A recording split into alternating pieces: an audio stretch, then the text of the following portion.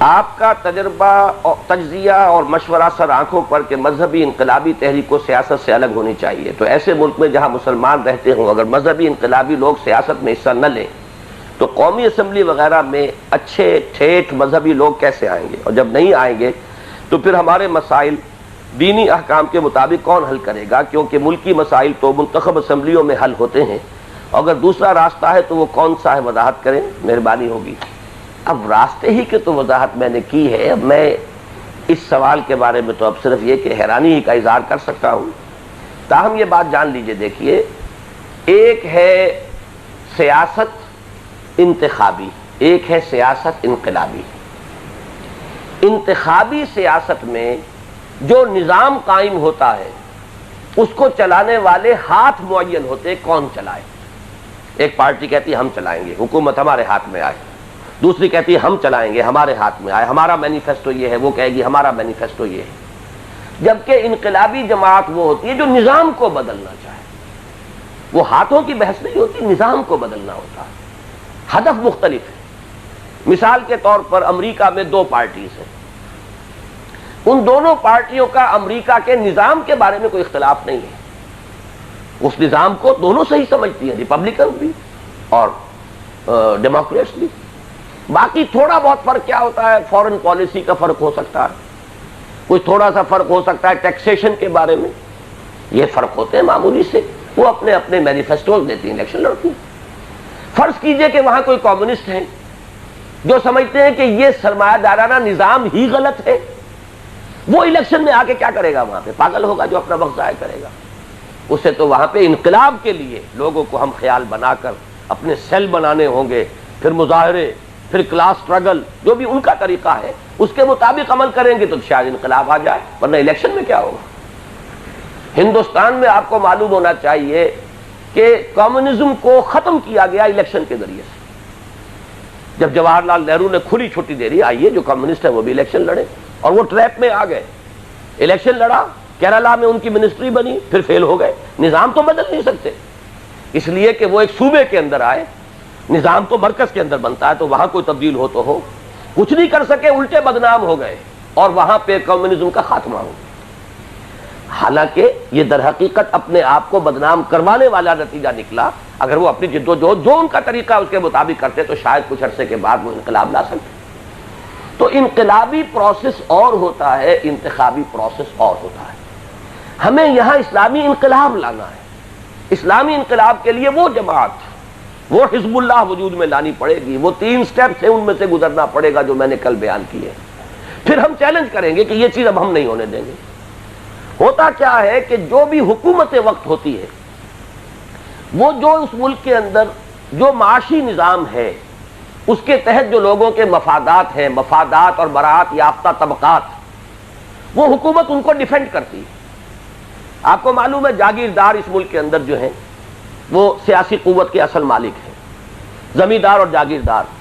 کتنا دباؤ پڑ رہا ہے، دلیل کے اعتبار سے کتنی بات صحیح ہے کہ زمینداروں کے اوپر بھی ٹیکس لگاؤ، لیکن کوئی نہیں لگاتا۔ زمینداری تو بیٹھا ہوا ہے وہاں پہ، وہ ٹیکس لگا دے گا اپنے اوپر۔ بھٹو صاحب نعرہ لگا کر آ گئے تھے، لیکن وہ فیوڈلزم کو ختم نہیں کر سکے چونکہ خود فیوڈل تھے۔ وہ اپنے پاؤں پر کون کلہاڑی مارے گا؟ لہذا جو بھی نظام ہوتا ہے معاشی، انتخابات کے ذریعے تو وہی ریفلیکٹ ہوگا، وہی لوگ آئیں گے اور وہ اپنے نظام کو پروٹیکٹ کریں گے، جس کو کہا جاتا ہے انگریزی میں کہ وہ سٹیٹس کو چاہیں گے، کہ جو صورتحال ہے جو کہ تو برقرار رہے، اس لیے کہ ان کے مفادات اسی نظام کے ساتھ وابستہ ہیں، وہ کبھی نہیں بدلیں گے اور اکثریت انہی کی آئے گی۔ جیسا کہ میں نے کل بھی کہا تھا، گرمی گفتار کے لیے کچھ علماء چلے گئے سن 70 کے اندر، وہ ٹھیک ہے، ان کے بیانات چھپ گئے، اخبارات میں آ گئے، لیکن اس کا نتیجہ کیا نکلا؟ حاصل کیا ہوا؟ پوری توانائیاں کھپا کر 40 برس میں چند افراد کبھی ادھر سے آ گئے، کبھی ادھر سے آ گئے، کبھی کراچی سے آئے تھے تو اب کراچی سے بالکل ہی صاف ہو گیا معاملہ، ایک بھی آدمی کہیں نظر نہیں آ رہا۔ لیکن یہ کہ جب بھی آئیں گے وہ ہوں گے ایک بہت ہی قلیل اقلیت کے اندر۔ اصل قوت ہے آپ کی زمیندار کے ہاتھ میں، جاگیردار کے ہاتھ میں، اور انہی کے دھڑے بنیں گے، اور آپ نے کبھی اس دھڑے کے ساتھ شریک ہو کر دوسرے کو گرا دیا، کبھی دوسرے کے ساتھ شریک ہو کر پہلے کو گرا دیا۔ دین کا تو کوئی کام نہیں ہوا۔ دین کے کام ہونے کا اگر کوئی امکان ہے تو اس دوسرے راستے سے ہے۔ جب وہ آپ مطالبات لے کر کھڑے ہوں گے اور ظاہر بات ہے حکومت ڈیفینڈ کرے گی جو ویسٹڈ انٹرسٹ ہے، اس کو تصادم ہوگا آپ کا. پھر اگر آپ کے اندر قربانی کا مادہ ہے، آپ جو آج کل لفظ سن رہے ہیں جیل بھرو تحریک، تو یہی تحریکیں ہوتی ہیں جن سے کہ نظام بدل جاتے ہیں. کانگریس نے ایک زمانے میں جیلیں بھر دی تھی کہ نہیں؟ انگریز آسانی سے جانے والا تھا یہاں سے.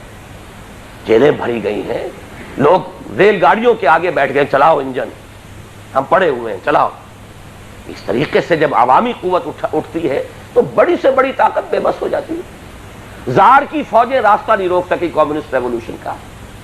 یہ ہمارے شہنشاہ ایران جو ہے وہ راستہ نہیں روک سکے جب لوگ آگے سڑکوں کے اوپر. اگر 10-20 ہزار آدمی جانے دینے کے لیے تیار ہو گئے تو وہ جو آریہ مہر شہنشاہوں کا شہنشاہ تھا بھاگتے بنی کہ نہیں بنی؟ یہ ہوتا ہے انقلاب کا. دوسرا یہ کہ ان کے اپنے تصورات کیا تھے. نہ کمیونسٹ ریولوشن ہمارے لیے اسوہ ہے، نہ ایران کا جو بھی شیعہ انقلاب ہے وہ ہمارے لیے کوئی نمونہ یا اسوہ ہے. ہمارے لیے تو انقلاب محمدی اسوہ ہے. لیکن مثال دے رہا ہوں انقلابات کی کہ انقلابات میں یہ طریقے ہوتے ہیں. انتخابات کے ذریعے سے خمینی صاحب آ سکتے تھے کہیں وہاں؟ انتخابات کے ذریعے لینن آ سکتا تھا کبھی روس کے اندر؟ کوئی سوال ہی پیدا نہیں ہوتا. انتخابات کے ذریعے سے تو جو آپ کا اکنامک سٹرکچر ہے سوسائٹی کا، پولیٹیکو سوشو اکنامک سسٹم، اس سے جو پاور بیسز بنی ہوئی ہیں، جو قوت کے مراکز ہیں، وہی ریفلیکٹ ہوں گے، وہی آئیں گے اور وہ اپنے نظام کو پروٹیکشن دیں گے. نظام میں تبدیلی نہیں لا سکتے. کس قدر ہماری معیشت کی اس وقت تنگی ہے، پوری دنیا کہہ رہی ہے کہ زرعی ٹیکس لگاؤ، نہیں لگ سکتا. کیسے لگے گا؟ نہ IGI لگا سکتی ہے اور نہ وہ پیپلز پارٹی لگا سکتی ہے. ادھر بھی وہی وڈیرے اور سرمایہ دار اور جاگیردار، ادھر بھی وہی وڈیرے اور سرمایہ دار اور جاگیردار.